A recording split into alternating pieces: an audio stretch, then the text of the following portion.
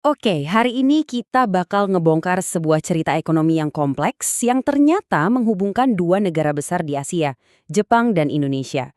Ada krisis di satu sisi dan ada peluang triliunan rupiah di sisi lain. Yuk kita mulai dari teka-teki utamanya nih. Kenapa ya Jepang, yang kita kenal sebagai salah satu negara paling canggih di dunia, kok bisa-bisanya sekarang butuh banget lebih dari 800.000 pekerja asing? Nah, mari kita bedah sama-sama.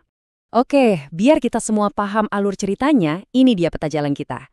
Kita akan mulai dari kondisi darurat di Jepang, lalu kita lihat apa sih akar masalahnya, terus gimana persaingan globalnya, di mana posisi Indonesia, dan yang terakhir, seberapa besar hadiah yang bisa kita raih.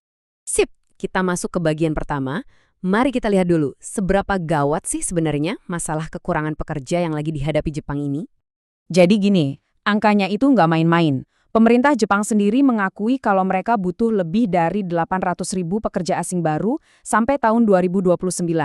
Kalau enggak, ekonomi mereka bisa benar-benar mandek. Nah, ini yang penting banget buat kita pahami.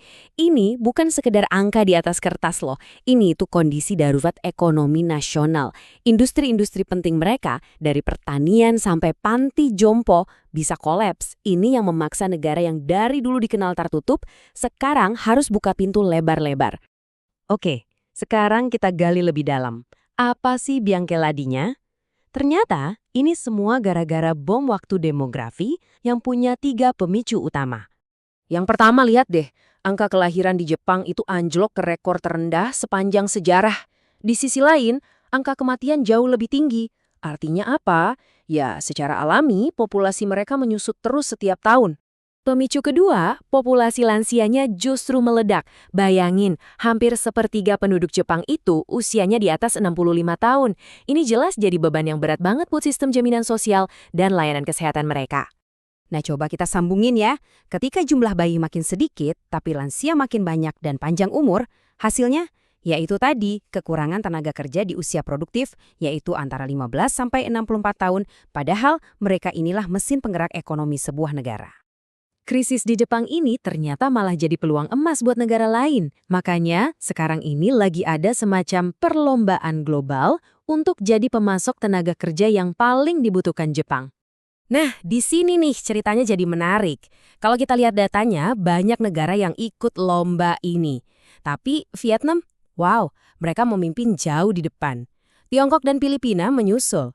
Terus, Indonesia ada di mana? Kita ada di posisi keempat, lumayan jauh di belakang. Ini kan jadi pertanyaan besar ya. Indonesia punya penduduk 280 juta orang. Banyak banget. Tapi kok bisa kita malah ketinggalan dari negara-negara tetangga? Kenapa ya? Jawabannya ternyata ada di strategi masing-masing negara. Pesaing kita tuh punya keunggulan yang jelas banget. Vietnam misalnya punya strategi yang terpusat dari pemerintah, bahkan sampai mewajibkan bahasa Jepang di sekolah. Filipina jago bahasa Inggrisnya. Terus Tiongkok, ya jelas, mereka dekat secara geografis dan jaringannya sudah kuat. Terus gimana dengan Indonesia? Nah, menurut sumber kami, masalahnya itu bukan di kualitas pekerjanya bukan, tapi lebih ke sistemnya. Sistem kita dianggap berbelit-belit, lambat, kurang terintegrasi, dan mahal buat calon pekerjanya sendiri. Oke, meskipun rintangannya banyak banget, potensi hadiah kalau kita bisa benahi ini semua tuh luar biasa. Nggak cuma buat pekerjanya secara pribadi, tapi juga buat ekonomi Indonesia secara keseluruhan. Coba kita lihat dari sisi personal dulu ya. Perbedaan gajinya itu bisa ngubah hidup, beneran.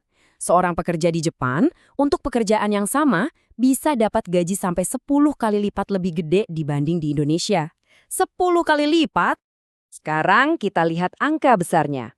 Dalam 10 tahun, total uang yang dikirim pulang oleh para pekerja ini, atau yang biasa disebut remitansi, bisa mencapai 165 triliun rupiah. Biar kebayang, angka segitu tuh cukup buat bangun jalan tol Trans Jawa 2 kali lipat. Tapi, di balik angka-angka fantastis itu, ada cerita manusianya.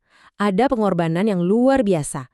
Seperti kutipan ini, tentang belasan keluarga yang patungan demi mengirim satu orang dengan satu harapan, bisa mengubah nasib satu desa.